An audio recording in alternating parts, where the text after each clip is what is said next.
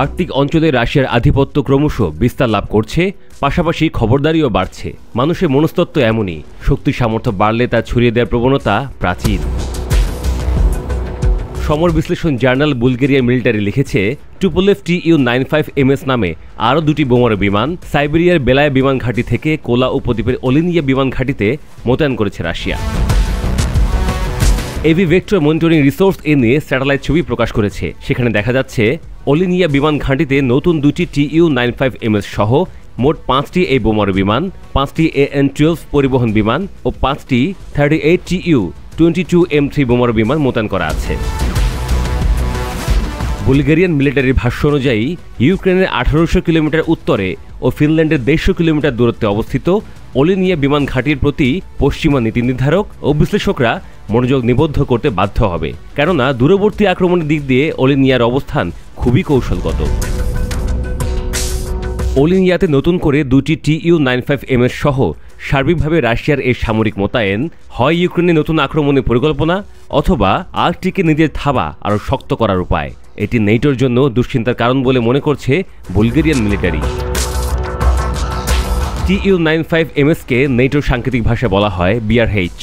1950 সালে নির্মিত এই বোমারু বিমানকে পরবর্তী দশকগুলোতে উন্নতি ঘটানো হয়েছে। এর গতি ঘন্টায় 440 মাইল, একটানা 9000 মাইলের বেশি দূরত্ব পর্যন্ত উঠতে পারে এই বোমারু বিমান, এবং এর হামলার পরিধি মূলত বিস্তৃত অঞ্চলে। এ কারণে এটি দূরবর্তী অভিযানের জন্য উপযোগী। Tu-95MS 8টি KH-101 অথবা KH-55 ক্রুজ ক্ষেপণাস্ত্র বহন করতে পারে।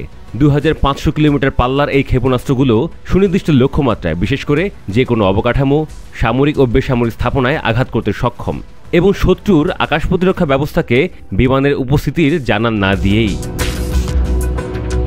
আধুনিক বিমানবিদ্যার প্রায় সবই এই বোমারু বিমানে সংযুক্ত করা আছে। যেমন উল্লেখযোগ্যভাবে বললে বিমান চলাচল ও লক্ষ্যবস্তু নির্ধারণে অবজোর MS রাডার, আরও রয়েছে ইলেকট্রনিক কাউন্টার মিজার, যা দিয়ে নিজের ক্ষেপণাস্ত্রকে নির্দেশনা দেয়া ও শত্রুর রাডার সংকেতে জট তৈরি করা যায়। বুলগেরিয়ান মিলিটারি বলছে, টুপোলেভ Tu-95MS এর কিছু সীমাবদ্ধতা আছে, যেমন এর বিশাল বপু দেখভালের ঝামেলা, আর হচ্ছে এর ইঞ্জিনের বিকট গর্জন, যেটা কিনা প্রতিনিয়ত হালনাগাদ করা আকাশ প্রতিরক্ষা ব্যবস্থাগুলো শনাক্ত করতে পারে। তবে এখানে কথা আছে, শনাক্ত করা যাবে তখনই যখন এই বোমারু বিমান আকাশ প্রতিরক্ষা ব্যবস্থাগুলো নির্দিষ্ট আওতার মধ্যে আসবে। বুলগেরিয়ান মিলিটারির মতে, ওলিনিয়াকে বেছে নিয়ে নেটোর প্রতি রাশিয়া দুইটি বার্তা দিতে চাইছে। এক, ওলিনিয়া ইউক্রেনের ড্রোনগুলোর আওতার বাইরে। দুই, পশ্চিমা বিশ্বকে রাশিয়া তার কৌশলগত সামর্থ্য দেখিয়ে দিচ্ছে।